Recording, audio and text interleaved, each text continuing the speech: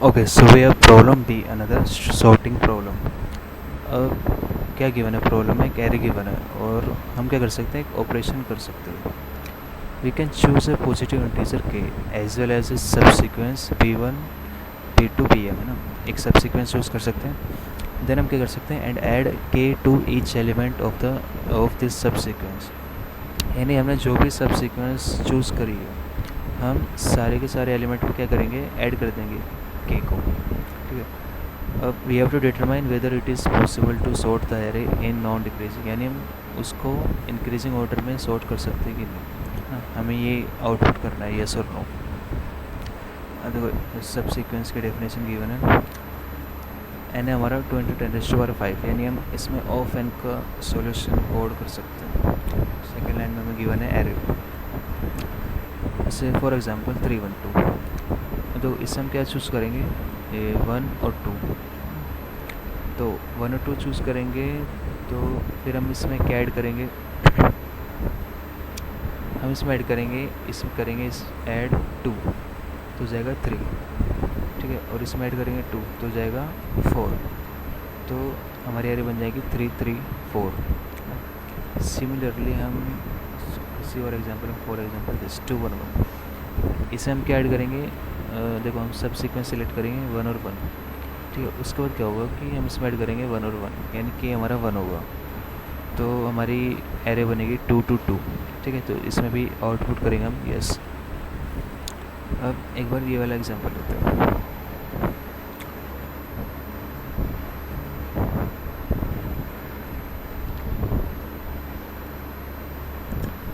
देखो इसमें क्या है कि ये वाला अनसॉर्टेड पेयर है ना, 8 ग्रेटर देन 3, 3 लेस देन 90 के, 9 ग्रेटर देन 4, 10 ग्रेटर देन 5.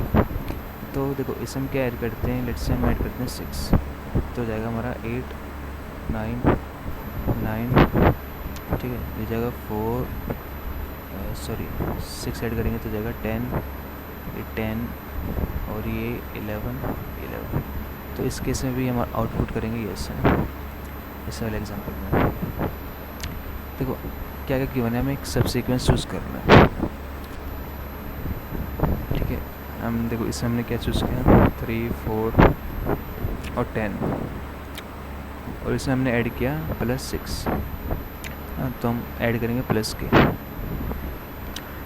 अब देखो हमें क्या चूज़ करना है, ऑप्टिमली ये चूज़ करना है कि हम कौन सा के ऐड करेंगे, है ना. हमें कौन सा पॉजिटिव इंटीजर के ऐड करना चाहिए, वो हमें किसी तरह ऑप्टिमली चूज़ करना है ना. तो देखो इसको हम एक बार ग्राफ से समझते हैं. ठीक है. देखो क्या होगा कि मान लो ये है. ठीक है. ये कोई ग्राफ है और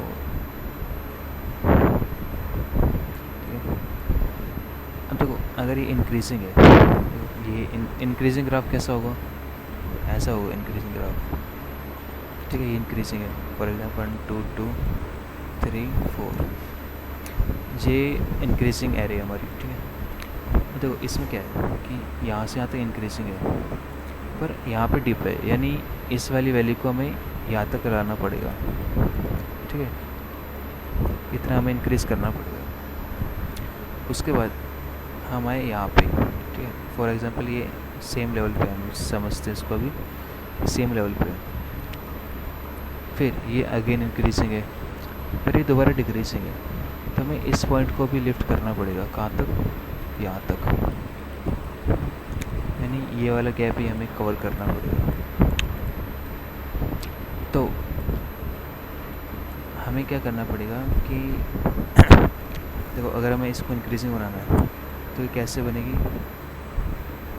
यहाँ तक, उसके बाद यहाँ तक. ठीक है. तो हमें कौन सा के ऐड करना चाहिए ना. फॉर एग्जांपल मैं कहूँ कि जैसे ये 8 और 3, ये वाला एग्जांपल. तो हमने इसमें क्या ऐड किया, 6 ऐड किया. 6 क्यों ऐड किया, क्योंकि जो मैक्सिमम पीक है इसमें, देखो इसमें कौन सा पीक है मैक्सिमम, ये वाला. फॉर एग्जांपल हम इसको कोई वैल्यू लोड करते हैं एक बार.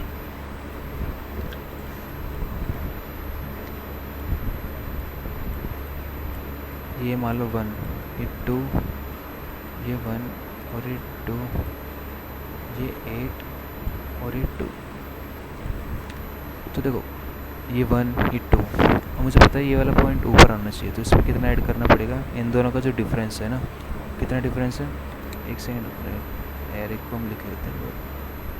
8 2 1 2 1। तो इन दोनों का जो डिफरेंस है वो है कितना? 1 प्लस 1, ठीक है। तो हमें इसको लिफ्ट करना पड़ेगा 1, अब हमें 2 पे, ठीक है।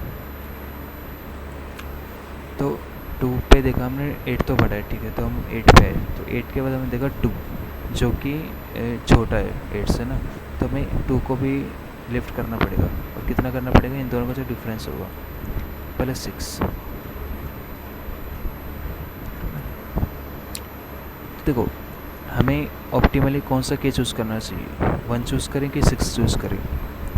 देखो अगर 1 चूज़ करेंगे तो ये वाला पॉइंट 2 पर आ पाएगा बस ना, ये वाला पॉइंट कहाँ तक आएगा? 3 तक आ पाएगा बस। तो कम से कम हमें इतनी वैल्यू तो चूज़ करनी पड़ेगी ना, ये जो मैक्सिमम गैप है ये हमें चूज़ तो करना ही पड़ेगा के लिए, ताकि कम से कम ये तो लिफ्ट हो पाए ना। अगर मान लो ये वाले एलिमेंट और ऊपर भी जाते हैं तो हम क्या करेंगे? जो आगे वाले एलिमेंट है उनको भी ऊपर करते चलेंगे, तो इस लेवल तक तो पहुंच पाएंगे वो। तो हमें ये तो गारंटी है कि जो मैक्सिमम डिफरेंस होगा उस वो तो हमें लेना ही पड़ेगा। अच्छा देखो हमने ये वाला डिफरेंस लिया बस, जहाँ पर हमारा V of I greater than है वी ऑफ आई प्लस 1। हमने ये वाला डिफरेंस नहीं लिया 2 और 8 वाला, क्यों? देखो जो 2 और 8 वाला डिफरेंस है 6। मान लो ऐसा हो सकता था ग्राफ कि ये इंक्रीजिंग है, फिर ये डिक्रीजिंग, और ये बहुत ज़्यादा इंक्रीजिंग है, ठीक है, और ये डिक्रीजिंग। देखो ये गैप तो इतना है, ठीक है, पर ये जो ये वाला गैप है ये इस पीक से इस पीक तक ये इतना ज़्यादा है। तो अगर हमने ये किसी नंबर में ऐड कर दी ये वाला डिफरेंस, तो वो नंबर बहुत बहुत बड़ा हो सकता है। वो मान लो इतना बड़ा हो गया, मान लो इस पीक पे अपन ऐड कर दिया तो ये नंबर यहाँ तक चला जाएगा। तो अगर ये पहले से ही मैक्सिमम हो गया तो जो आने वाले नंबर्स होंगे उसके लिए प्रॉब्लम कर सकता है ना। तो इसलिए हमने क्या किया, वही डिफरेंस ऐड किया है जो कि मतलब ये वाली कंडीशन ब्रेक हो रही थी, जहाँ पे V of I greater than मतलब अप्लाई हो रही थी, इसलिए हमने वो वाले डिफरेंसेस लिए, और उसमें मैक्सिमम वाला, क्योंकि मैक्सिमम नंबर तो हमें किसी तरह रीच करना पड़ेगा ना, सेम बनाना पड़ेगा। जैसे देखो इसमें क्या करेंगे, हमने देखा कि जो हम के है वो क्या चूज़ करेंगे? जो भी मैक्सिमम होगा डिफरेंसेस में, 6। देखो 1, अब 2 तो बड़ा है, अब हमारे 1 पे है ना, तो 1 छोटा, 1 में ऐड करेंगे हम 6 तो जाएगा 7। अब इसके आगे क्या है? 2, तो हम क्या करेंगे? 2 देखो छोटे 7 से, तो इसमें भी ऐड कर देंगे 6 तो जाएगा हमारा 8। उसके बाद हमारे 8 पे, तो 8 तो 8 से बड़ा ही है ओब्वियसली। अब हमारे 2 पे, तो हम देखा कि 2 तो छोटा है 8 से, तो हमें 2 को लिफ्ट करना पड़ेगा कितना? तो हम उसमें क्या ऐड करेंगे? 6 तो हो जाएगा 8। तो देखो इस तरीके से ये जो एरे है वो सॉर्टेड हो चुकी है।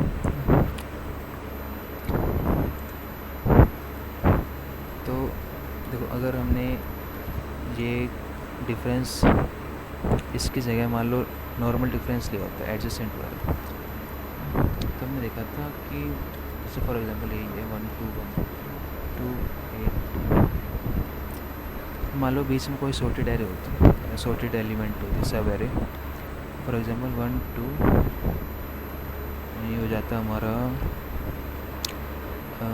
100, और ये होता है 1,